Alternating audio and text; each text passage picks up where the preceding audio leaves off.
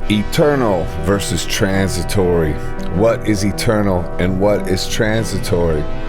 All of life on the material plane and the plane of flesh is like wind blowing across strange fields, and yet eternity rides shotgun the whole way. Something eternal, witnessing everything we do, something unchanging and unflinching. As people come and go and situations we put so much into are here today and gone tomorrow, everything is vulnerable to the whims of other men or institutions and time. It's not difficult to imagine saying the wrong things in a time even more sensitive than this one and having our entire digital lives and all of its work wiped away in an instant. Personally, I don't think that's going to happen, but it is certainly possible.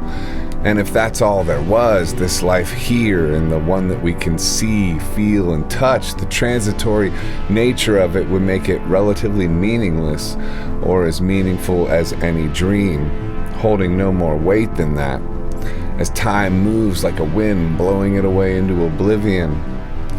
But if we investigate, that's not all there is.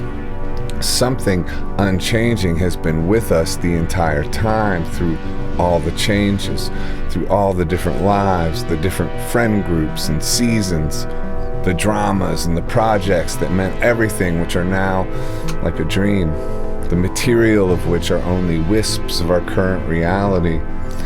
Flesh and spirit, the two sides of what we are, the transitory and the eternal, conflicting motivational sources. Each one of us is an odd couple in a way, a yin and a yang rolling down or up a mountain, and every day is a choice to commit to one side or the other. The flesh and our 3D reality is loud, like an aggressive song blasting through an old cheap boom box, competing and caving with the distractions of the world, the lights and controversy of it spinning out of our control for our attention, leveraged against our personal pain and traumas, which egg us to fall into the clutches of sin ever more, which holds us ever tighter into the realms of flesh, making us as transitory as the rest. Dreamlike and not really here at all, the flipped reality, the more we invest into the flesh, the less we are actually here.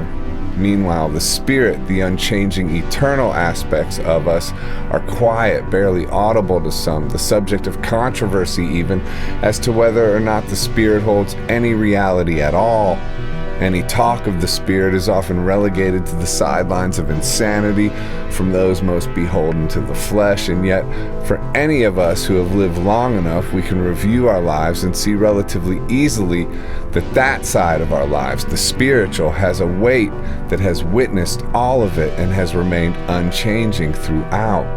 So what does that mean towards our investment with our time and what we do here? To my way of thinking, it means investing more into what's eternal and less into what is transitory. And though whatever we create here will therefore exist here and be vulnerable to the winds of change and the topsy-turvy structures of the material plane, if we build our relationship with the spirit, if we learn to tune out the loud world we are in and invest in hearing from the spirit and follow its instructions regarding what we build here, it means that what we create will more likely carry the fragrance of the eternal with it, the work that lasts. The work that cannot be submerged so easily is the work that comes from the spirit.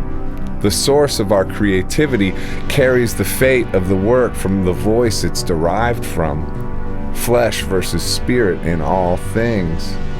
And beyond our work, we are here to build relationships, and it is for us to decide what is transitory and what is eternal. But the fact that there is with us an invitation to build with an eternal source tells us much about the nature of the life we've been given here.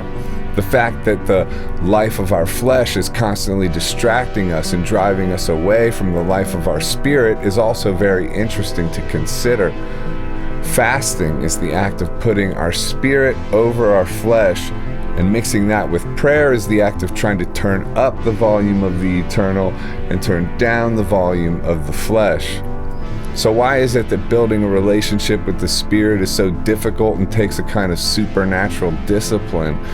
And why is it that for most of us to even get to that point, do we have to live countless lives that lead us to a kind of dead end?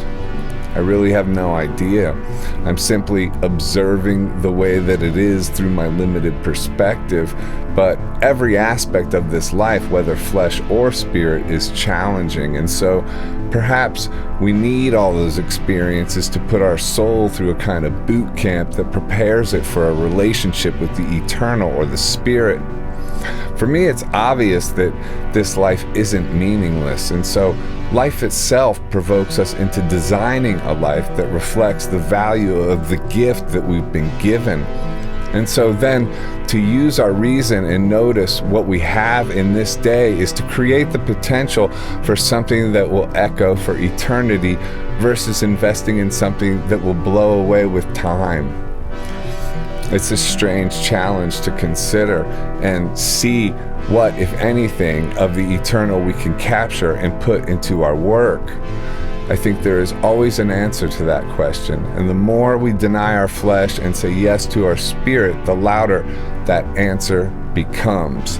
Thanks for watching. Please like, comment, share, and subscribe, and tell me if how you invest more into the spirit and less into the flesh, and if you think there's any truth in that investing more into the spirit creates for a more eternal level kind of work. Have a great day.